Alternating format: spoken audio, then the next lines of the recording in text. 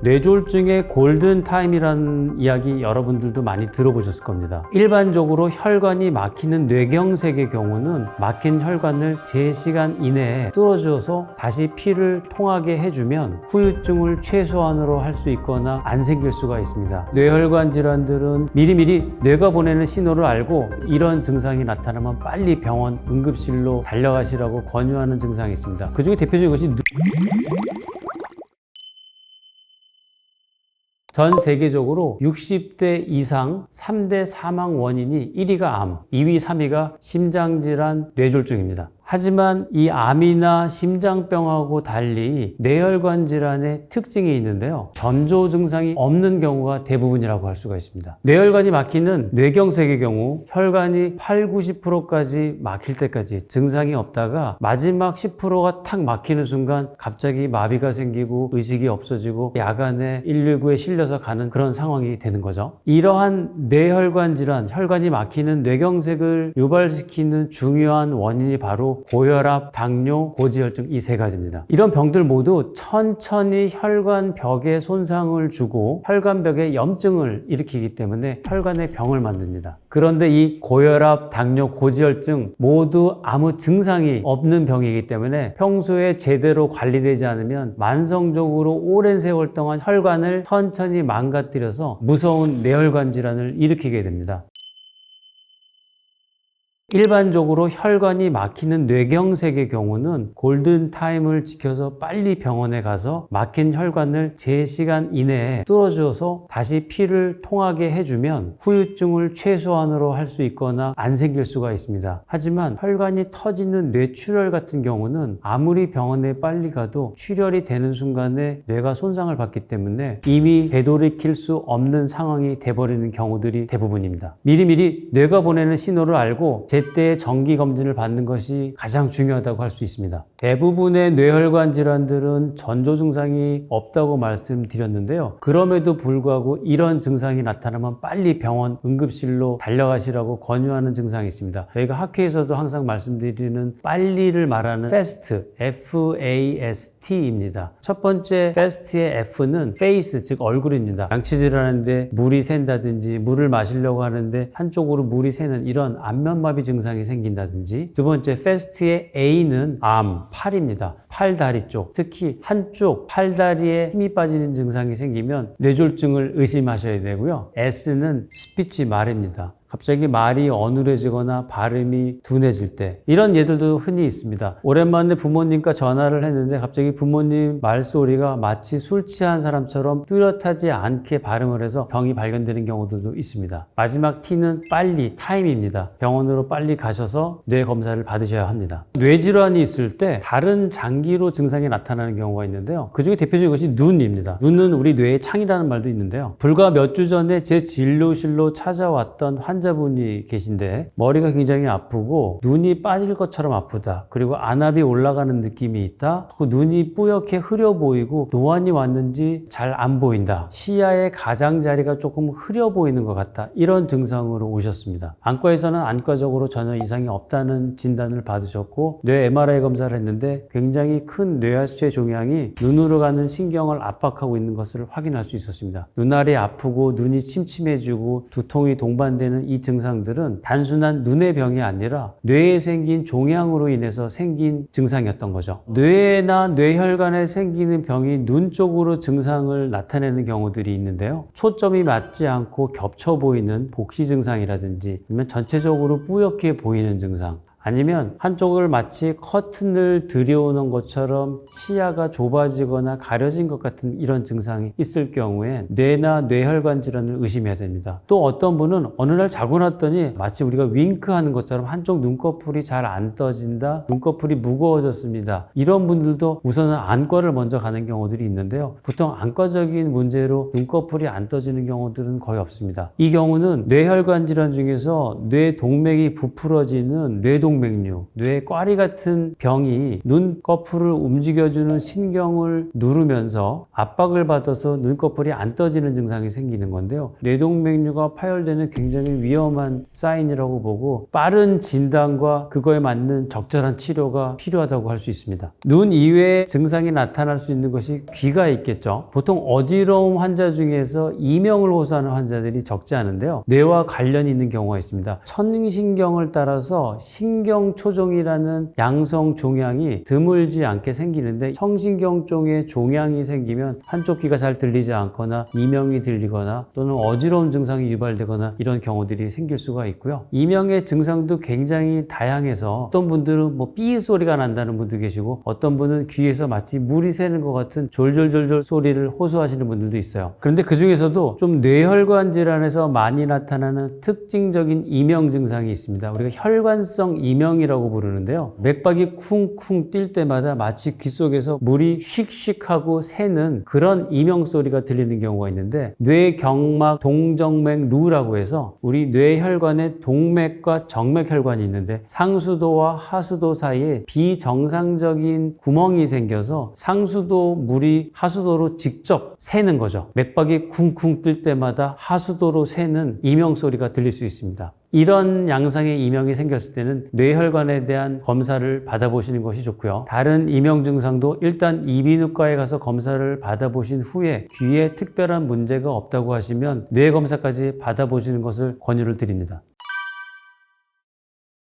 중증 치매의 말기가 되게 되면 욕창 치료를 하고 영양제 수액에 심장만 뛰는 몸만 가지고 수명만 연장하다가 사망에 이르는 비참한 상황에 이르게 됩니다. 치매를 예방하기 위해서 무엇보다 중요한 것은 조기 발견과 조기 치료입니다. 미국 뉴욕타임즈에서 증상이 있을 때 5년 내에 치매 걸릴 확률이 2배 정도 증가된다는 연구 결과도 발표가 됐는데요. 첫 번째는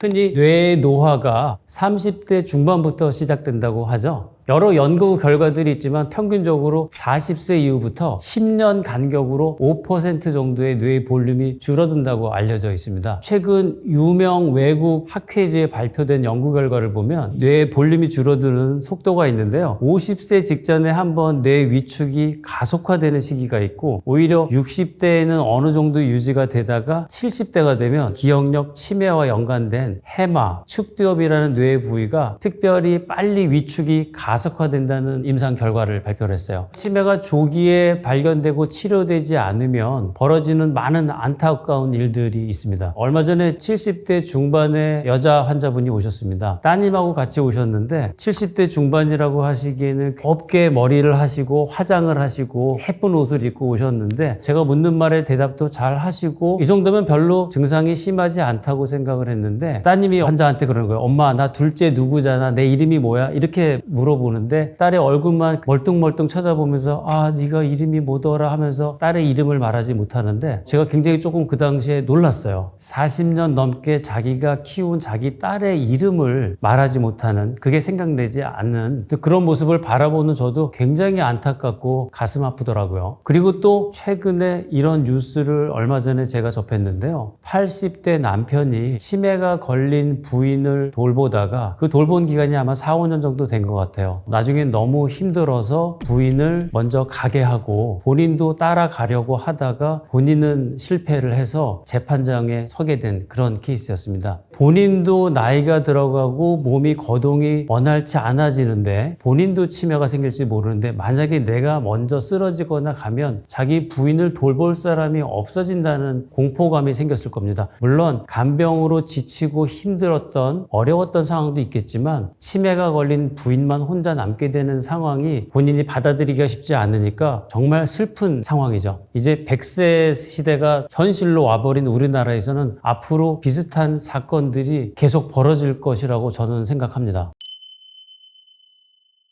이렇게 불행한 치매를 예방하기 위해서 무엇보다 중요한 것은 조기 발견과 조기 치료입니다. 한국인 사망 원인 1위는 암입니다. 그러나 가장 두려워하는 병 1위는 치매죠. 한번 치매가 걸리면 10년 정도는 돌봄이 필요하고요. 온 가족이 같이 돌봄을 해야 되기 때문에 이로 인해서 생기는 사회 경제적 비용은 어마어마합니다. 제가 알고 있는 최근 통계 2021년 기준으로 1년간 국가에서 치매 관리에 쓴 비용이 18조 원이라고 그래요. 치매 환자 한 명당 평균 1년에 한 2천만 원 이상 정도 비용이 드는 것으로 추정이 되고요. 특히 중증 치매로 하게 되면 연간 비용이 3,500만 원 이상 든다고 합니다. 또한 치매 환자가 있으면 간병인을 써야 되는 경우들이 많기 때문에 그 비용이 굉장히 많이 들죠. 간병인을 쓸 수 없으면 가족이 간병과 돌봄을 대신해야 되는데 그렇게 되면 가족이 일을 하지 못함으로 인해서 생기는 경제적 손실은 통계에 다 잡히지도 않는다는 얘기죠. 치매가 중증으로 가게 되면은 음식을 삼키는 기능도 떨어지고 몸을 움직이는 것도 힘들어지기 때문에 2차적인 합병증들이 생기죠.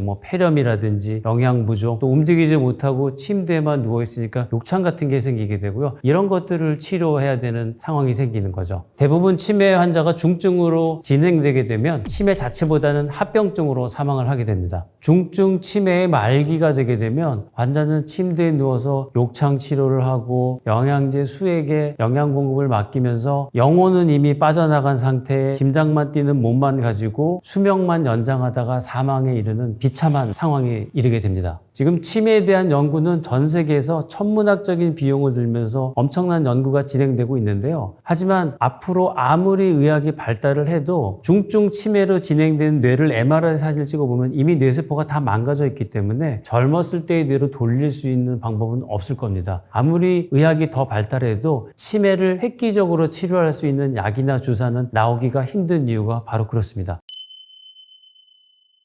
치매 증상을 의심할 수 있는 어떤 신호가 있을 텐데요. 미국 뉴욕타임즈에서 5가지 치매 사인을 나타내는 체크리스트를 공개를 했는데요. 첫 번째는 돈 문제, 재정 문제입니다. 보이스피싱을 하는 범죄자들이 주로 타겟으로 삼는 대상이 나이 드신 분들이죠. 어떻게 그런 말에 속아 넘어갈 수 있는지 이해가 안 되는 상황이 있을 수 있는데 그런 경우 보통 어르신들은 너무 겁이 나고 정신이 없었고 경황이 없었다 이런 말들을 하십니다. 전축두엽 치매 때 우리의 판단력이 저하되기 때문에 올바른 판단하는 기능이 떨어졌기 때문에 생길 수 있는 일이고요. 두 번째는 수면장애. 나이가 들면 수면장애가 조금씩은 진행이 되는데 특히 잠을 자고 다시 깨어나고 각성을 조절하는 뇌간의 기능이 치매로 인해서 떨어지게 되면 좀 더 심한 수면장애 증상을 보일 수가 있습니다. 세 번째는 성격 변화인데요. 유달리 짜증을 더 많이 내고 잘 참지 못하고 화를 내고 급한 성격으로 변했다. 이러한 증상들은 성격을 관장하는 전두엽 뇌가 부피가 축소하면서 전두엽 치매 때 나타날 수 있는 증상입니다. 네 번째는 운전인데요. 운전이란 거는 종합적인 인지 시스템의 조화가 이루어져야지 가능한 고차원적인 행동입니다. 달리는 속도를 조절한다든지 장애물이 나타났을 때 내가 속도를 줄인다든지 이런 모든 것들이 순간적으로 판단이 이루어져야 됩니다. 최근 들어서 노인 운전 사고도 사회적으로 많이 문제가 되죠. 운전 기능이 갑자기 떨어졌다는 것도 치매 초기의 중요한 사인일 수 있습니다. 그 다음 마지막으로 후각 저하인데요. 후각신경은 이 뇌 모형을 제가 보여드릴게요. 이게 전두엽이고 전두엽 이 바닥면 쪽에 있는 것이 바로 이 하얗게 보이는 것이 후각신경입니다. 우리 신경이 퇴화할 때 가장 먼저 영향을 받고 손상에도 굉장히 취약한 신경이라고 할 수가 있는데요. 최근 논문에서 보면 후각이 떨어지면 5년 내에 치매 걸릴 확률이 2배 정도 증가된다는 연구 결과도 발표가 됐는데요. 나이가 드실수록 집에서 간이 세지는 거를 느끼실 겁니다. 이런 것들이 후각신경이 점차 퇴화되면서 맛 느끼는 능력이 조금씩 감퇴되는 것을 나타내는 사인이라고 할 수가 있습니다. 치매 조기 증상이 있을 때 어떤 검사를 해야 되는지 말씀을 드리겠습니다. 3가지 검사를 꼭 해보실 것을 권유드립니다. 첫 번째는 인지기능 검사입니다. 지금은 보건소나 이런 데서 굉장히 간단하게 설문조사하는 방법으로 인지기능 검사를 할 수가 있고요. 두 번째는 피검사, 즉 혈액검사입니다. 피를 뽑아서 베타 아밀로이드라는 치매를 유발하는 독성 단백질이 있는지 피검사를 통해서 우리가 확인할 수가 있고요. 또 유전자 검사를 통해서 치매가 발생할 수 있는 유전적인 위험성이 가능성이 높은지를 우리가 예측할 수가 있습니다. 또 치매와 유사한 증상으로 호르몬 이상, 갑상선 호르몬이 떨어지는 갑상선 저하증이 있으면 마치 멍하고 나른하고 생동이 느려지는 치매와 비슷한 증상이 나타날 수 있기 때문에 호르몬 검사도 혈액 검사를 통해서 확인하는 것이 좋고요. 마지막으로 뇌 MRI 검사. 뇌 안에 기억력이나 인지 기능을 떨어뜨릴 만한 다른 원인은 혹시 없는지, 뇌 종양이라든지 뇌에 물이 찼다든지 뇌 혈관 질환 같은 것은 없는지 이런 것들을 확인하는 뇌 MRI 검사, 이 세 가지를 꼭 추천을 드립니다.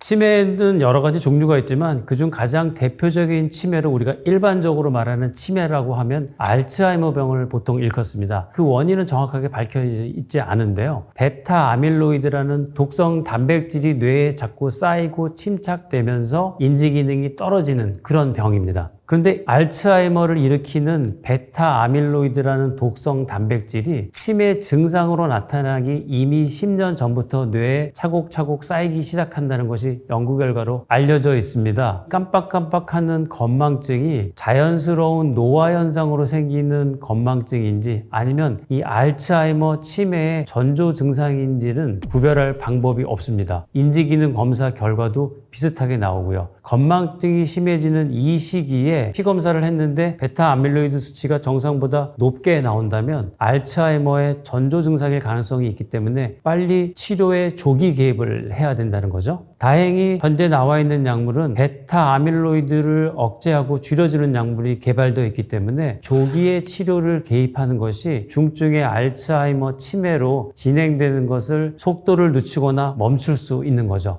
치매를 예방하기 위해서 우리가 생활 습관으로 어떤 거를 해야 될지 4가지를 말씀드릴게요. 첫 번째는 뇌 자극 운동입니다. 독서나 외국어 공부 이런 것들을 말하는 거죠. 머리를 자꾸 쓰는 거죠. 저희 어머니께서 얼마 전에 일본어 공부를 시작을 하셨는데요. 초등학생들이나 어린 학생들이 하는 학습지 있죠. 하루에 10분씩 전화로 공부하는 방법이 있더라고요. 이런 것들은 굉장히 좋은 치매를 예방하는 뇌 자극 운동이라고 생각이 됩니다. 두 번째는 치매에 있어서 어떻게 보면 가장 중요한 것 중에 하나인데요. 질 좋은 수면입니다. 밤을 새거나 잠을 제대로 못 자가지고 다음날 아침에 머리가 무겁고 집중도 안 되고 몸도 나른하고 이런 경험들 다 있으시죠? 수면 부족이 뇌의 글림프 시스템의 작동을 방해하기 때문입니다. 최근 연구에서 글림파틱 시스템이라고 해서 일종의 임파선 같은 뇌에 생기는 노폐물을 배출하는 글림프 시스템이라는 것이 발견이 되었고요. 낮 동안에 뇌에 쌓인 독소와 노폐물을 제거하고 청소하는 시스템으로 알려져 있습니다. 이는 우리가 깊은 수면에 빠졌을 때 활성화되는데 뇌척수액이 뇌를 돌면서 독소를 씻어내고 베타 아밀로이드라는 독성 단백질을 제거를 하게 됩니다. 세 번째는 건강한 식단입니다. 얼마 전에 환자분 한 분이 오셨는데 개인적인 이유로 40년 동안 채식을 하셨다고 하더라고요. 단순한 두통으로 저한테 진료실에 오셔서 뇌 MRI를 찍게 됐습니다. 그런데 MRI 결과가 너무 깨끗한 거예요. 70대의 뇌라고는 믿어지지 않을 정도로 뇌가 위축되지도 않았고 미세 혈관도 너무나 깨끗한 정말 건강한 뇌를 확인할 수 있었습니다. 치매에 좋은 식단으로 권장하는 것은 지중해식 식단이라고 해서 채소 위주의 식단, 빨간 육고기보다는 생선 위주, 특히 등푸른 생선, 그리고 통곡물, 올리브 오일 같은 것이 치매 예방에 도움되는 음식이라고 할 수가 있습니다. 마지막으로 치매 예방을 위해서 추천드리는 것은 유산소 운동입니다. 걷기, 러닝, 자전거 타기, 수영 이렇게 우리가 큰 근육을 이용해서 어느 정도 시간 이상을 지속하는 운동을 말하는 거고요. 세계보건기구에서 권장하는 운동 시간은 일주일에 150분. 만약에 하루에 30분씩 한다고 그러면 일주일에 5일을 해야 되는 거고요. 4, 50분 정도 운동을 한다고 그러면 일주일에 3, 4회 정도는 최소 중강도의 유산소 운동을 하는 것을 권유를 합니다. 중강도의 운동이라는 것은 어느 정도 강도를 얘기하느냐 하면은요. 걸으면서 이야기는 할 수 있지만 노래는 할 수 없을 정도의 빠르게 걷기, 심장 박동수나 호흡수를 어느 정도는 올리는 운동을 말을 합니다. 유산소 운동을 하게 되면 뇌 혈류량이 증가하게 되고 베타 아밀로이드 같은 독소 단백질의 배출이 촉진되게 됩니다. 혈류로 씻겨나간다고 보시면 되는 거죠. 특히 운동 중에 분비되는 BDNF라고 말하는 뇌유래 신경 영양인자라는 뇌신경세포를 보호하고 치매를 예방하는 최고의 천연 치매 예방 예방약이 내 몸에서 저절로 분비가 많이 되게 됩니다. 여러분들 저희가 해마다 건강검진을 하면서 위 내시경 검사를 하잖아요. 위 내시경 검사를 하는 이유가 위가 속이 쓰리고 아파서 한다기보다는 우리가 걱정하는 한국인의 흔한 위암을 조기에 치료하기 위해서이죠. 치매도 마찬가지입니다. 이미 뇌세포가 다 망가져 버리는 중증 치매로 진행이 돼버리고 나면 돌이킬 수 있는 방법이 많지 않기 때문에 초기에 미리 발견하고 조기에 치료를 개입하는 것이 최선의 방법입니다. 그러기 위해서는 간단한 인지기능 검사를 통해서 기억력이 얼마나 떨어졌는지 확인할 수 있고요. 피검사를 통해서 치매를 유발시킬 수 있는 그런 물질들이 내 몸속에 많이 쌓여 있는지를 확인하는 방법. 마지막으로 뇌 MRI를 찍어서 뇌가 얼마나 쪼그라들었는지, 기억력을 떨어뜨리게 할 만한 다른 병은 없는지를 확인하는 것. 이 세 가지를 꼭 기억하셔서 모두 치매에서 자유로운 건강한 노후를 맞으시길 바라겠습니다.